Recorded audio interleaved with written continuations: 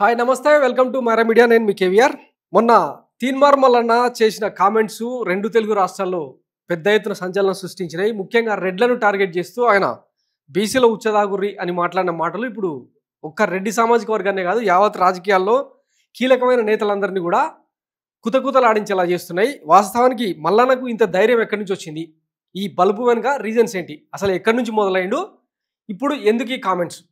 దీంతో పాటు రీసెంట్గా ఆంధ్రాలో ఏబి వెంకటేశ్వరరావు దగ్గర నుంచి మొదలు పెడితే నాగబాబు వరకు రెడ్డి రాజకీయాల మీద, రెడ్ల మీద, ముఖ్యంగా ముఖ్యమంత్రులుగా పనిచేసిన వైఎస్ రాజశేఖర రెడ్డి మీద, వైఎస్ జగన్మోహన్ రెడ్డి మీద కమ్మ సామాజిక వర్గం చేస్తున్న కుట్రలు ఏంటన్నది రీసెంట్గానే బయటపడ్డాయి. సో దానికి కొనసాగింపుగా ఇటు తెలంగాణలో రెడ్లను టార్గెట్ చేస్తూ వెలమ, బ్రాహ్మణ, కమ్మ తర్వాత ఇతర అగ్రవర్ణాలను అందరినీ కూడా కలుపుతూనే రెడ్లను అత్యధికంగా టార్గెట్ చేస్తూ మల్లన్న చేసిన కామెంట్స్ ఎట్లా చూడాలి అన్నది ఇప్పుడు డిస్కస్ చేద్దాం. ముందుగా ఆ స్టోరీని, రెడ్లకు విడాకులు ఇద్దాం, 2028లో ఈ రాష్ట్రానికి బీసీ బిడ్డని ముఖ్యమంత్రి రేవంతే, ఈ రాష్ట్రానికి చివరి రెడ్డి సీఎం, ఎమ్మెల్సీ తీన్మార్ మల్లన్న. మీరు దాక్కుంటా మా బీసీల ఉచ్చ మీరు దాక్కుంటా మమ్మల్ని ఉచ్చ దాగమంటారా దొంగ నా కొడుకులారా? మా సొమ్ము కదా ఇది, మా సొమ్ము దాక్కుంటా మమ్మల్ని. ఎవడో ఒకడు ఈయన ఛానల్లో అంటే లైవ్ ఇస్తున్న తరుణంలో మహేష్ రెడ్డి అనే పేరుతో ఒక అతను మా రెడ్ల ఉచ్చ మీరు తాగాలి అని చెప్పి పెట్టిన కామెంట్కు, అంటే ఒక్కడు పెట్టిన కామెంట్కు యావత్ రెడ్డి సమాజాన్ని ఇట్లా ఉచ్చదాగుర్రి అని చెప్పి మాట్లాడింది అనమాట. మల్లన్న జర్నలిజం స్కిల్స్ గురించి ఇక 2018 నుంచి చూస్తూనే ఉన్నాం. అదంతా వేరే ఎపిసోడు. కావాల్సుకొని అంటే వేరే వాళ్ళతో కామెంట్లు పెట్టించి ఏ పాయింట్ అయితే హైలైట్ చేయాలో దాన్ని చేసుకుంటూ పోతాడు అన్నది ఒక ఆరోపణ ఆయన మీద. ఇది కూడా అట్లానే చూడాలి. అయితే నిజంగానే బీసీలకు రాజ్యాధికారంలో ఏ రోజు కూడా పెద్దగా వాటా దక్కలేదు, అంతా బాగానే ఉంది. మొత్తం ఎంటైర్ ఉమ్మడి ఆంధ్రప్రదేశ్ 75 ఏళ్ల చరిత్రలో తీసుకుంటే బీసీలకు ఏ రోజు కూడా ప్రాతినిధ్యం దక్కలేదు, బీసీ ముఖ్యమంత్రి కాలేదు. రాజ్యాధికారం కోణంలో బీసీలకు అంటే జరిగిన ఈ వెనుకబాటుతనం ఏదైతే ఉందో అది ఖచ్చితంగా రూపుమాపాలే, బీసీ ముఖ్యమంత్రి కావాలన్న సంగతి అందరూ అంగీకరించే వాస్తవం. కానీ దాన్ని ట్యాకిల్ చేసే విధానం ఇలానా? ఇప్పుడు అన్నాడు కదా, మా సొమ్ము మీరు 1,20,000 కోట్లు తాగిండ్రు మా ఉచ్చ మీరు, అవన్నీ కక్కండి అన్నాడు. సరే, ఒక కాంగ్రెస్ ప్రభుత్వమే పాలించిందా?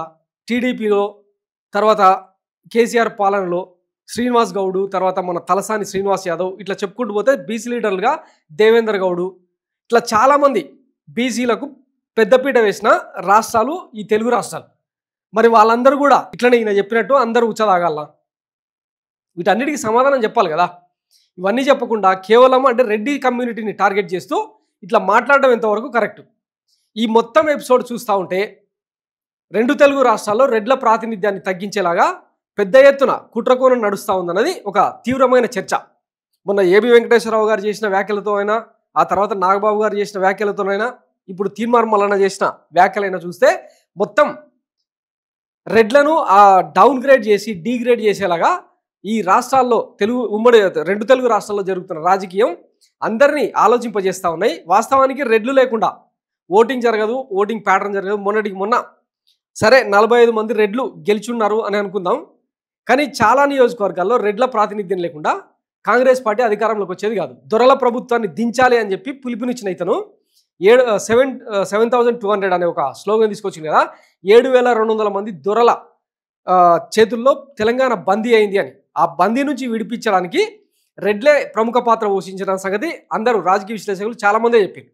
మరి దీన్ని స్వాగతించాల్సింది పోయి ఎందుకు ఈ కామెంట్స్? సరే, వాస్తవంగానే బీసీలకు ప్రాధాన్యత దక్కాలి, కానీ రాజకీయాలు వేరు, ఓటింగ్ ప్యాటర్న్ వేరు అన్న సంగతి మల్లన్నకు తెలియదా? సమకాలీన రాజకీయాల్ని ఈజీగా అవపోసన కట్టగల వ్యక్తుల్లో మల్లన్న అనేటోడు ఒకడని చాలామంది చెప్తా ఉంటారు. మరి తెలిసి ఈ కామెంట్ చేయడానికి కారణం ఏంది? దీని తర్వాత నిన్న జీ తెలుగు స్టూడియోలో ఇంటర్వ్యూలో పాల్గొన్నాడు ఆయన. ఒక మహిళ చాలా ఆరోగెంట్గా ప్రశ్నించింది, అసలు నువ్వు ఎక్కడి నుంచి మొదలైనావు, ఒక జర్నలిస్ట్గా ఇన్ని 100 కోట్ల ఆస్తులకు ఎట్లా అధిపతిమైనావు అని చెప్పి ఆమె ప్రశ్నిస్తే, దానికి మొహం లేక మమ్మల్ని క్షమాపణ చెప్పమంటావా అని చెప్పి మాట్లాడతారు.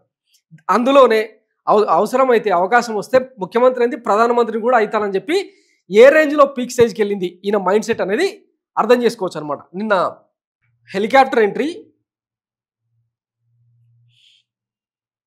తీన్మార్ మల్లన్న నిన్న హెలికాప్టర్లో అంటే దిగుతూ ఇచ్చిన వీడియో అనమాట, బయటకు వచ్చిన వీడియో.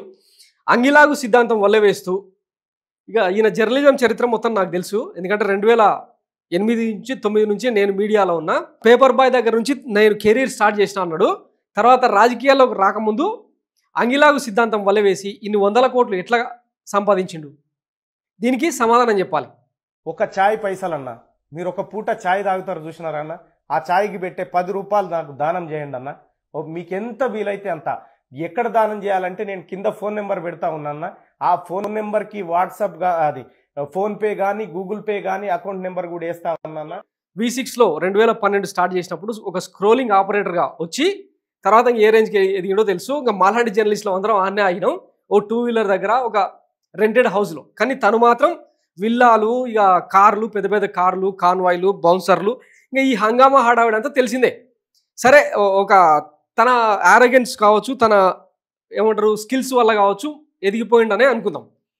కానీ ఒక జర్నలిస్టు ఈ రేంజ్లో 100 కోట్ల ఆస్తులకు పోగేసుకోవడానికి ఈ రాజ్యం ఎట్లా సహకరించింది? వాస్తవంగా తెలంగాణ గత ముఖ్యమంత్రి కేసీఆర్ గనక, ఎందుకంటే బాతాల పోసెట్టి దగ్గర నుంచి మొదలు పెడితే తుపాకి రాముడు అని చెప్పి, కవితను లిక్కర్ రాణి అని చెప్పి రకరకాల పేర్లు పెట్టి, ఆయన సంతోష్ రావును ఏమంటాడు హ్యాపీ రావు అని, ఇంకా డిఫరెంట్ పేర్లు పెట్టి వ్యక్తిత్వ హననానికి ఆఖరికి కేసీఆర్ మనవడు హిమాంశు రావును కూడా ఆ పర్సనాలిటీని ఉద్దేశిస్తూ చాలా ఘోరమైన కామెంట్స్ చేశాడు.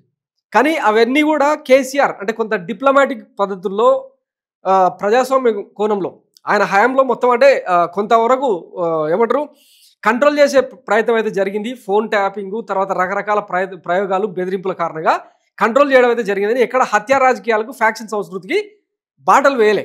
ఒక నయం హత్యను చేయించి మొత్తం ఎంటైర్ అంటే రాజకీయ వర్గాల్లో గుబులు పుట్టించింది. వాస్తవానికి ఆ రేంజ్లో పాలించిన ముఖ్యమంత్రి తన మీద కనుక ఫోకస్ చేసి ఉంటే ఈరోజు ఇట్లా ఉంటుండేనా అన్నది ఇప్పుడు తెలంగాణ రాజకీయాల్లో నడుస్తున్న అతిపెద్ద చర్చ. సరే, అది అయిపోయింది. రేవంత్ రెడ్డి సర్కార్లో తనకు దక్కిన ప్రాధాన్యం గురించి తెలియదా? 2 సార్లు అంటే కాంగ్రెస్ ప్రభుత్వంలో కాంగ్రెస్ పార్టీ అధికారంలోకి వచ్చిన తర్వాత అంతకుముందు 2 సార్లు ఆయన ఎమ్మెల్సీగా పోటీ చేస్తే కూడా ఓటేయలే ఎవరు కూడా. అంతకుముందు మాలమాదిగలను, ముఖ్యంగా ఎస్సీ సామాజిక వర్గాలను వాళ్ళ భుజాల మీద కాళ్ళు పెట్టి నిచ్చెలమేట్ల వ్యవస్థలాగా ఎక్కువ తొక్కి ఆ సామాజిక వర్గాలను మోసం చేసిందని చెప్పి ఇప్పుడు ఎస్సీ సామాజిక వర్గాలు పూర్తిగా యాంటీ అయిపోయినాయి. అది ఆ విషయం గ్రహించి ఇప్పుడు బీసీల పాట అందుకున్నాడు అన్నది ఒక వాదన. సో ఇట్లాంటి వ్యక్తిని రేవంత్ రెడ్డి సర్కారు ఎందుకు బేర్ చేస్తున్నది? వాస్తవానికి ఈ మాటలు మాట్లాడినందుకు ఎక్స్పెల్ చేయాల్సిన అవసరం అయితే ఉంది. మొత్తం రాజకీయంగా డిమాండ్ కూడా వినిపిస్తూ ఉంది. అయితే ఏ ఒక్క రెడ్డి పాలకుడు కానీ, ఏ ఒక్క రెడ్డి ప్రజాప్రతినిధి కానీ ఈయన మాటలకు కౌంటర్గా మాట్లాడకపోవడం ఇప్పుడు అత్యంత విడ్డూరం అనమాట తెలంగాణ రాజకీయాల్లో. ఆ మాటకు వస్తే ఆంధ్ర రాజకీయాల్లో కూడా ఎవరు కూడా మాట్లాడకపోవడం ఇప్పుడు అతిపెద్ద సంచలనం అనమాట. ఒక కుంభవాణిల్ రెడ్డి లాంటి భువనగిరి ఎమ్మెల్యే వాళ్ళు తప్ప ఇంకెవరు కూడా పెద్దగా మాట్లాడలేదు. ఇంకా దీనికి పైనుంచి ఆదేశాలంట దీపాదాస్ మున్షి దగ్గర నుంచి ఎవరు కూడా మాట్లాడొద్దు మల్లన్న కామెంట్స్ మీద అని చెప్పి నోరు నొక్కే ప్రయత్నం జరుగుతూ ఉంది. అసలు కాంగ్రెస్ ప్రభుత్వం ఏం చెప్పదలుచుకున్నది? వాస్తవానికి తీన్మార్ మల్లన్న చేసిన వ్యాఖ్యల కారణంగా సమాజంలో ఎప్పుడూ లేనంత, ముఖ్యంగా తెలంగాణ రాజకీయాల్లో ఆంధ్రతో పోలిస్తే అంత కుల రాజకీయాలు, అంత కులకంపు ఇక్కడ లేకుండే. వాస్తవానికి కేసీఆర్ సర్కారు కులాల వారిగా చీల్చి యాదవులకు గొర్రెలు, ముదిరాజులకు చేపలు, తర్వాత ఇట్లా రకరకాలుగా వేర్వేరు కులాలకు, కుల వృత్తులకు ఆసరా ఇచ్చేలాగా, అది ఆయన ఆసరా అనుకున్నాడు కానీ అది ఇంకొక తీరుగా వెళ్ళిపోయింది. కానీ అట్లా కులాల వారిగా డివైడ్ చేసి ఆయన లబ్ధి పొందిండు అన్నది ఒక ఆరోపణ. అప్పుడు ఏం పెద్దగా అలజడులు రేగలే. కానీ ఇప్పుడు ఈయన మాత్రం విపరీతంగా కులాల మధ్య చిచ్చు పెడుతున్నాడు అన్నది ఇప్పుడు తాజా చర్చ. నిన్న తొలివేలుగు స్టూడియోలో రఘు లైవ్ కాల్ మాట్లాడితే బీసీ బిడ్డలు మానవ బాంబులై విరుచుకుపడే రోజు కూడా రేపు వస్తుంది అని మాట్లాడడం ఎంతవరకు కరెక్ట్? ఒక జర్నలిస్ట్ అయి ఉండి, అంటే ప్రీవియస్ బ్యాక్గ్రౌండ్ తీసుకుంటే ఒక జర్నలిస్ట్ అయి ఉండి ఇప్పుడు ఒక ఎమ్మెల్సీ ప్రజాప్రతినిధి అయ్యి ఉండి ఈ మాటలు ఎంతవరకు కరెక్ట్? పిఆర్టీయూ అంటే ప్రోగ్రెసివ్ రెడ్డి టీచర్స్ యూనియన్ అని చెప్పిన నేను. దాని పేరు 13 జిల్లాలు ఈ ఏరియా పట్టకుంటే 13కి 13 అప్పర్ క్యాస్టే, రెడ్లే మొత్తం అధ్యక్షులు, జిల్లాల అధ్యక్షులు, ఈ కుక్కల సంఘం అధ్యక్షులు లెక్క మొత్తం రెడ్లే. రేషన్ కార్డు చేస్తా, వీళ్ళు అయ్యజాగి రేషన్ కాదు, వీళ్ళ బెదిరింపులు, ప్రభుత్వ పథకాలు రాకుండా చేస్తామని చెప్పి టీఆర్ఎస్ నాయకుల బెదిరింపులు అట. కొట్టుకులను కొట్టి సంపురి ఏం కాదు ఎవడన్నట్ట చెప్తే. దీని మీద ఈ ప్రభుత్వం, మిగతా సామాజిక వర్గాలు కూడా పెద్ద ఎత్తున స్పందించాల్సిన అవసరం ఉంది. లేకపోతే తెలంగాణ రాజకీయాల్లో పెద్ద ఎత్తున అలజడులు, ఫ్యాక్షన్ రాజకీయాలకు పెద్దపీట వేసినట్టు ఈ వ్యాఖ్యలను చూడాల్సి వస్తుంది. లేకపోతే ఇది ఇట్లనే వదిలేస్తే ఇంకా చాలా దుష్పరిణామాలకు వేదిక అవుతుంది తెలంగాణ రాజకీయం. సో దీని మీద ఖచ్చితమైన చర్యలు తీసుకోవాలి. వాస్తవానికి ఈయన అంత మొగోడే అయితే ఇప్పుడు ఎమ్మెల్సీ పదవి ఉంది, బాజాప్తా కౌన్సిల్లో మాట్లాడొచ్చు, అవకాశం అడిగితే అసెంబ్లీలో కూడా ప్రైవేట్ పిటిషన్లు వేసి ప్రైవేటు చర్చకు కూడా తను పాల్గొనే అవకాశం ఉంది. అట్లాంటిది చేయకుండా బహిరంగ సభల్లో మాత్రం రెడ్లను తిడుతూ ఇతర అగ్రకులాలన్నింటినీ తిడుతూ ఇట్లా రెచ్చగొడ్డ వ్యాఖ్యలు చేస్తూ ఉంటే ఎంతవరకు కరెక్ట్?